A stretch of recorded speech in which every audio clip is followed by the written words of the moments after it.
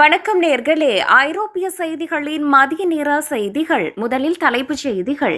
Geneva, லோசன் நகரங்களில் கடும் குளிரை தாங்க அவசர தங்குமிடங்கள் அதிகரிப்பு.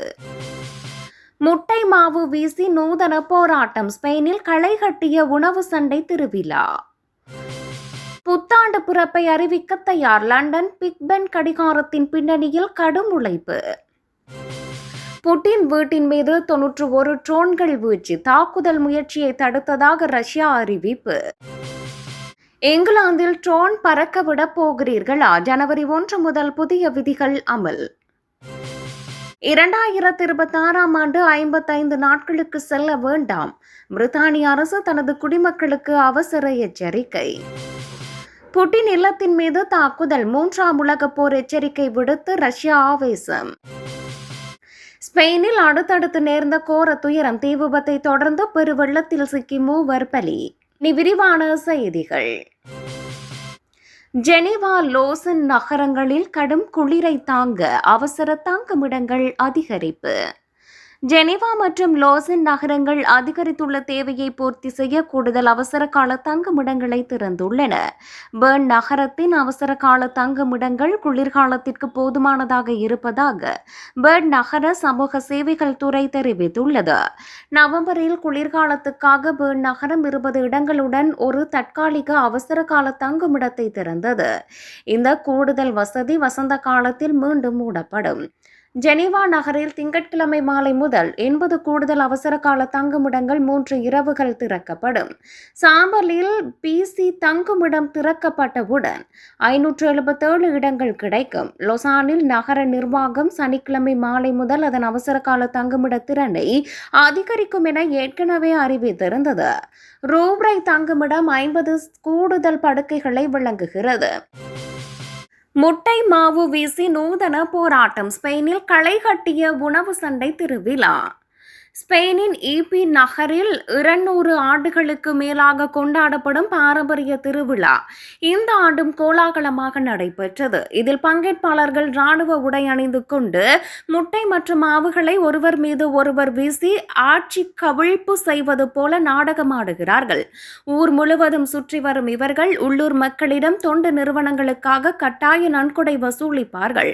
ஒருவேளை யாராவது நன்கொடை அளிக்க மறுத்தால் அவர்கள் மீது முட்டைகளையும் மாவையும் வீசி தாக்குவது இந்த விழாவின் சுவாரஸ்யமான அம்சமாகும். ஒவ்வொரு ஆண்டும் டிசம்பர் 28ஆம் திகதி இந்த திருவிழா வினோதமாக கொண்டாடப்படுகிறது. உணவுப் பொருட்கள் வீணாவதாக விமர்சனங்கள் எழுந்தாலும் கெட்டுப்போன முட்டைகளும் மாவுமே பயன்படுத்தப்படுவதாக விழா ஏற்பாட்டாளர்கள் விளக்கமளித்துள்ளனர். புத்தாண்டு பிறப்பை அறிவிக்க தயார். லண்டன் பிக் பென் கடிகாரத்தின் பின்னணியில் கடும் உழைப்பு. பிரிட்டனின் அடையாளமான பிக் பென் கடிகாரம் டிசம்பர் 31 நள்ளிரவு 12 மணிக்கு முழங்கி 2026 புத்தாண்டை வரவேற்க தயாராகி உள்ளது. வெஸ்ட்மினிஸ்டர் அரண்மனையில் உள்ள எலிசபெத் கோபுரத்தின் கடிகார முட்கள் நள்ளிரவை தொடும் காட்சி உலகம் முழுவதும் நேரடியாக ஒளிபரப்பப்பட உள்ளது. இந்த சில வினாடி நிகழ்வுக்காக பராமரிப்பு குழுவினர் பல வாரங்களாக தங்களை தீவிரமாக ஆயத்தப்படுத்தி வருகின்றனர். குறிப்பாக புத்தாண்டுக்கு முந்தைய தினத்தில் மட்டும் பராமரிப்பாளர்கள் சுமார் 17 மணி நேரம் இடைவிடாது பணியாற்றுவது குறிப்பிடத்தக்கது.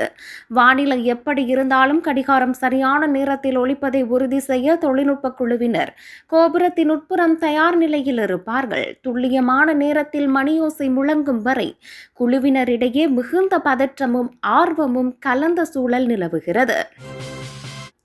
புட்டின் வீட்டின் மீது 91 ட்ரோன்கள் வீழ்ச்சி. தாக்குதல் முயற்சியை தடுத்ததாக ரஷ்யா அறிவிப்பு. ரஷ்ய அதிபர் விளாடிமிர் புட்டின் வீட்டின் மீது ட்ரோன் தாக்குதல் நடத்தப்பட்டதாக அந்நாட்டு வெளியுறவு அமைச்சகம் தெரிவித்துள்ளது. இருப்பினும் ட்ரோன்களை நடுவானிலேயே அழித்து தாக்குதல் முயற்சியை தடுத்ததாக அதிகாரிகள் தெரிவித்துள்ளனர். மேலும் இந்த சம்பவத்தில் யாருக்கும் காயமோ சேதமோ ஏற்படவில்லை எனவும் கூறினர். இந்த நிலையில் புட்டின் வீட்டின் மீதான ட்ரோன் தாக்குதல் முயற்சி குறித்து தகவல் அறிந்த அமெரிக்க அதிபர் ட்ரம்ப் புட்டினை தொடர்பு கொண்டு பேசியதாகவும் கூறப்படுகிறது. இங்கிலாந்தில் ட்ரோன் பறக்க விட போகிறீர்களா? ஜனவரி 1 முதல் புதிய விதிகள் அமுல். இங்கிலாந்தில் ட்ரோன் விமானங்களை இயக்குவதற்கான புதிய சட்ட திட்டங்கள் வரும் ஜனவரி 1 முதல் அமுலுக்கு வருகின்றன. இனி 100 கிராம் அல்லது அதற்கு மேற்பட்ட எடையுள்ள ட்ரோன்களை பறக்கவிட விரும்புவோர் ஆன்லைன் தேர்வில் தேர்ச்சி பெற்று பிளேயர் ஐடி பெறுவது கட்டாயமாகும். கேமரா பொருத்தப்பட்ட ட்ரோன்களை வைத்திருப்பவர்கள் சிவில் விமான போக்குவரத்து ஆணையத்தில் பதிவு செய்து ஆபரேட்டர் ஐடி பெறுவதும் அவசியமாக்கப்பட்டுள்ளது. சிறுவர்கள் இந்த தேர்வை எழுதும் போது பெரியவர்களின் மேற்பார்வை அவசியம் எனவும் விதிகளை மீறுவோருக்கு அபராதம் அல்லது சிறை தண்டனை விதிக்கப்படும் என்றும் எச்சரிக்கப்பட்டுள்ளது. வான்வெளி பாதுகாப்பு, பொதுமக்களின் தனியுரிமை மற்றும் ஒழுங்கை பேணுவதை நோக்கமாக கொண்டு இந்த மாற்றங்கள் கொண்டு வரப்பட்டுள்ளன. முறையான அனுமதி மற்றும் பதிவு அடையாள அட்டைகள் இன்றி ட்ரோன்களை இயக்குவது இனி சட்டவிரோத செயலாக கருதப்பட்டு நடவடிக்கை எடுக்கப்படும். 2026 ஆண்டு 55 நாடுகளுக்கு செல்ல வேண்டாம். பிரித்தானிய அரசு தனது குடிமக்களுக்கு அவசர எச்சரிக்கை. வரும் 2026 ஆண்டில் சுற்றுலா செல்வதற்கு அபாயகரமான 55 நாடுகளின் பட்டியலை வெளியிட்டுள்ள பிரித்தானிய வெளியுறவு அலுவலகம் அங்கு செல்வதை தவிர்க்குமாறு அறிவுறுத்தியுள்ளது. குறிப்பாக ரஷ்யா, ஈரான், ஆப்கானிஸ்தான், சிரியா மற்றும் ஏமன் உள்ளிட்ட நாடுகளுக்கு செல்வதை முற்றிலும் தவிர்க்குமாறு கடுமையான எச்சரிக்கை விடுக்கப்பட்டுள்ளது. போர் சூழல், பயங்கரவாத அச்சுறுத்தல், கடத்தப்படக்கூடிய அபாயம் மற்றும் சட்டவிரோத கைதுகள் போன்ற காரணங்களால் இந்த பட்டியல் தயாரிக்கப்பட்டுள்ளது. இந்த எச்சரிக்கையை மீறி செல்பவர்களுக்கு ஏதேனும் பாதிப்பு ஏற்பட்டால் தூதரக உதவிகள் கிடைப்பது மிகவும் கடினமாக இருக்கும் என சுட்டிக்காட்டப்பட்டுள்ளது. மேலும் தடையை மீறி பயணம் செய்பவர்கள் காப்பீடு தொடர்பான சலுகைகளை பெறுவதில் சிக்கல்கள் ஏற்படும் எனவும் எச்சரிக்கப்பட்டுள்ளது. பாதுகாப்பற்ற நாடுகளுக்கு செல்வதற்கு பதிலாக அரசு பரிந்துரைக்கும் பாதுகாப்பான நாடுகளுக்கு தங்கள் பயணங்களை திட்டமிடுமாறு குடிமக்கள் கேட்டுக் கொள்ளப்பட்டுள்ளனர். புட்டின் இல்லத்தின் மீது தாக்குதல், 3ஆம் உலகப் போர் எச்சரிக்கை விடுத்த ரஷ்யா ஆவேசம். ரஷ்ய ஜனாதிபதி விளாடிமிர் புட்டினின் இல்லத்தை இலக்கு வைத்து உக்ரைன் 91 ட்ரோன்களை ஏவி தாக்குதல் நடத்தியதாக ரஷ்யா குற்றம் சாட்டியது.